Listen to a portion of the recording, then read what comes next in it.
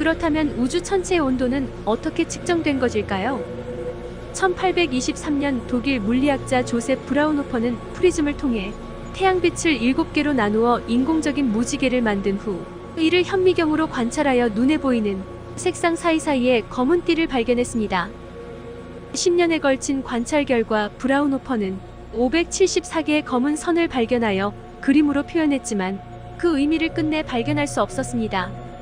그 후 1864년 이 검은 띠가 무엇을 의미하는지는 영국 천문학자 윌리엄 허긴스에 의해 이 검은 띠는 그 빛을 방출하는 별의 원소가 만들어내는 흡수선임을 밝혀내게 되었습니다. 특정 원소가 연소하며 나오는 빛을 스펙트럼에 통과시켜 분석하면 원소의 특정 대역에 검은 띠가 나타나는 것입니다. 따라서 태양과 같은 특정 별빛을 분석하여 동일한 위치에 검은 띠가 나타난다면 이를 통해 그 별을 구성하고 있는 원소를 파악할 수 있게 되는 것입니다. 천문학자들은 대부분의 별들은 수소로 구성되어 있기 때문에 다양한 별빛을 분광 분석을 했을 때 검은 띠의 위치가 차이가 크지 않을 거라 생각하였습니다. 그러나 검은 띠의 위치가 천차만별으로 나타나게 되고 결국 이러한 차이가 별의 온도 차이에 발생한다는 것을 알아내게 되었습니다. 즉 별의 온도에 의해 특정 원소의 전자가 가열되면서 에너지를 흡수하면서 높은 궤도로 이동을 하게 되는데 이때의 광자 즉 빛이 흡수되어 스펙트럼 상에 검은 띠를 형성하게 되는 것입니다. 이 같은 이유로 같은 원소라도 별의 온도에 따라 검은 선이 나타나는 위치가 다르게 되는 것입니다. 예를 들어 아주 초고온의 별에서는 수소 원자의 전자들은 완전히 궤도 이탈을 하여 수소가 이온화되어 더 이상 광자를 흡수할 수 없어 흡수선은 추가로 나타나지 않게 됩니다. 이를 이용해 해당 별의 온도를 관측할 수 있으며 이러한 연구 성과들이 누적되고 정리되어 흡수선들의 패턴과 위치가 온도에 따라 7가지로 정리가 되어 분광계열이라고 불리는 스펙트럼 분류표가 만들어지게 되었습니다. 분광계열 구분 O형은 겉보기색과 실제색이 청색이고 추정온도는 3만 켈빈에서 6만 켈빈으로 전체로는 고물자리 라우스와 오리온자리 34등에 해당되며 매우 뜨겁고 매우 밝고 항성의 색은 푸른빛을 띠고 광도는 보통 태양의 수만 배 이상으로 대략 2천만 개의 주계열성 중 1개가 이 O형에 해당됩니다.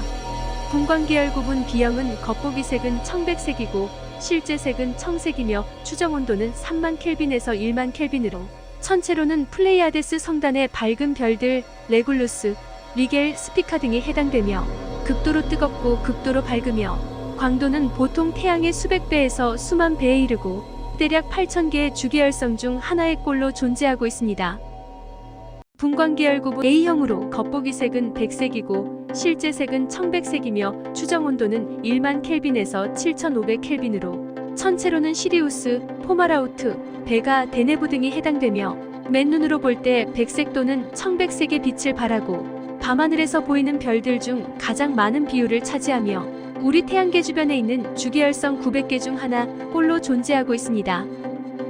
분광계열 구분 F형은 겉보기색은 백색이고 실제색은 옅은 청백색이며 추정온도는 7,500 켈빈에서 6,000 켈빈으로 전체로는 프로키온, 카노푸스, 폴라리스 북극성, 마차부자리 엡실론, 코르카롤리 등이 해당되며 지구에선 F형의 색은 미미한 노란색을 띤 백색으로 보이고 우주에서 관측하면 옅은 청백색으로 보이며 우리 태양계 주위에 있는 주계열성 200개 중 하나 꼴로 존재하고 있습니다. 분광계열 구분 G형은 겉보기색은 노란색이고 실제색은 백색이며 추정온도는 6,000 켈빈에서 5,200 켈빈으로 전체로는 태양 센타우루스 자리 알파 A, 카펠라, 고래자리 타우 등이 해당되며 지구 기준으로 흔히 황색 외성이라는 표현을 쓰지만 우주에서는 흰색에서 옅은 청백색으로 관측되고 태양계 주변에 주계열성 100개 중 1개 꼴로 존재하고 있습니다. 분광계열 구분 K형은 겉보기색은 오렌지색이고 실제색은 노란색이며 추정온도는 5,200 켈빈에서 3,700 켈빈으로 전체로는 센타우루스 자리 알파 B, 에리다누스 자리 엡실론, 알데바란, 아크투루스, 폴룩스 등이 해당되며 외관상 오렌지색이며 우리 태양과 같은 지형보다 덜 밝고 더 차가우며 우주에서는 옅은 황색으로 관측되고 태양계 주변의 주계열성 15개 중 1개 꼴로 존재하고 있습니다.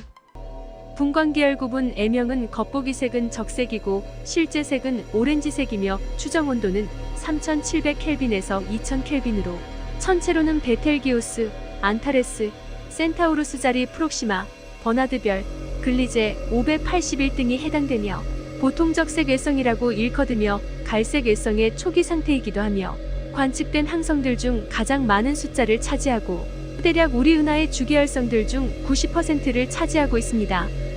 이렇듯 스펙트럼 분석은 단순히 천체의 구성 원소뿐 아니라 온도까지 알 수 있으며 이온화된 원소는 흡수선을 만들지 못하는 것을 이용하여 별의 밀도 및 압력 등을 알아낼 수 있는 힌트를 제공하게 됩니다. 우리가 천체를 관측할 때 필연적으로 빛을 이용하여 관측하게 되는데 그게 가시광선이든 아니면 자외선, 적외선, 전파 또는 X선이든 천문학에서의 빛의 스펙트럼 분석은 필수 조건일 정도로 큰 비중을 차지하고 있습니다. 이런 빛의 스펙트럼을 분석하는 것을 분광학이라 하며 그중 적외선 영역대의 스펙트럼이 원거리 천체의 측정에 활용되어지고 있으며 이를 적외선 분광학이라 합니다. 생물체나 물질 등 발열이 있는 것은 무엇이든 자신의 온도에 비례하는 세기의 빛을 주변으로 방출하는 성질이 있으며 우주 천체도 온도에 따라 빛을 방출하고 있습니다. 고온의 물체는 X선이나 자외선과 같이 고에너지의 빛을 방출하고 온도가 낮은 물체는 적외선이나 혹은 전파 형태의 빛을 방출합니다. 적외선은 가시광선보다 파장이 긴 전자기파로 진동수도 가시광선보다 더 낮습니다. 넓은 의미에서의 빛이지만 인간의 눈에 보이지는 않는데 가시광선 영역에서 빨간색 쪽으로 벗어나므로 적외선이라고 부르는 것입니다. 적외선은 파장이 길어 에너지가 낮은 편이라 주로 열을 전달하는 역할을 하여 열선이라고도 합니다. 일상적으로 열을 내는 물체를 가까이 하면 피부로 온도를 느낄 수 있는데 이것이 적외선입니다. 적외선 분광법은 물체가 방출하는 이 적외선의 파장과 스펙트럼을 측정하여 물체의 온도를 측정하는 방법입니다. 요즘에 많이 사용되는 비접촉식 체온계는 몸에서 방출하는 적외선의 양을 감지해 체온으로 나타내는 방식으로 체온이 높을수록 적외선 방출량이 많아지므로 발열 여부를 확인할 수 있습니다. 적외선은 파장별로 근적외선, 단파장, 중파장, 장파장으로 구분되며 근적외선은 파장이 0.75에서 1.4마이크로미터이고 주파수는 214에서 400테라헤르츠로 온도가 1800에서 1600도 정도로 전투기 등 뜨겁게 달궈진 엔진 부품 쪽에서 이 파장이 발생하여 주로 유도미사일에 적용되었으며 단파장 적외선은 파장이 1.4에서 3마이크로미터이고 주파수는 100에서 214테라헤르츠로 온도가 700에서 1800도로 장거리 통신의 주 파장인 1530에서 1560나노미터가 여기에 해당됩니다. 중파장 적외선은 3에서 8마이크로미터이고 주파수는 37에서 100테라헤르츠로 온도가 90에서 700도로 항공기와 미사일의 배기가스 등에서 발생하여 원거리 미사일 요격 등에 적용되어집니다. 장파장 적외선은 파장이 8에서 15마이크로미터이고 주파수는 20에서 37테라헤르츠로 온도가 영하 80에서 90도에서 발생하여 열 영상을 찍는데 주로 사용되는 영역입니다. 이와 같이 적외선은 비교적 낮은 온도의 파장에서 관측이 용이하여 우주공간 원거리에 멀고 어두운 천체를 관측하는 데 적합하고 먼거리 천체일수록 적색 편의가 심하여 적외선으로 관측할 필요가 나타나게 됩니다. 또한 적외선은 지상에서도 관측 가능하지만 대기권에서 수증기에 의해서 감소되어 대기권 밖 진공 상태인 우주공간에 망원경을 쏘아올려 천체를 관측하고 있습니다.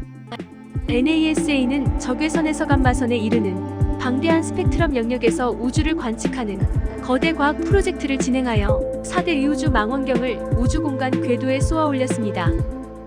적외선 분광 관측 위성은 현재 운영 중인 스피처 우주망원경과 제임스 웹 우주망원경에 쓰며 2035년 발사 예정인 루보이어와 준비 중인 네오 서베이어 우주망원경이 있습니다. 스피처 우주망원경은 2003년 8월 25일 발사되었으며 다른 위성처럼 지구를 중심으로 하는 지심 궤도상에 있는 것이 아닌 태양을 중심으로 하는 일심 궤도상에 있으면서 지구를 따라서 궤도 운동을 하며 매년 1만 5천 킬로미터씩 지구로부터 멀어져 가고 있습니다. 제임스 웹 우주망원경은 적외선 천문 관측을 주목적으로 하는 우주망원경으로 현존하는 광학 우주망원경 중에서 규모가 가장 크고 뛰어난 적외선 분해능과 감도 덕분에 최초의 별과 최초의 은하가 형성되는 모습을 관측할 수 있었으며 허블 우주망원경조차 관측하기 어려울 정도로 멀고 어두운 천체들을 관측할 수 있게 되었습니다. 태양 지구 라그랑 주점 에리 궤도에서 포르슈 망원경을 이용하여 0.6에서 28.3 마이크로미터 주황색에서 중적 외선 대역을 관측하고 있습니다. 제임스 웹의 거울이 금으로 코팅된 것은 적외선 반사율을 높이기 위함이며 가시광선뿐 아니라 근적 외선과 중적 외선에서 관측 가능하도록 설계되었습니다.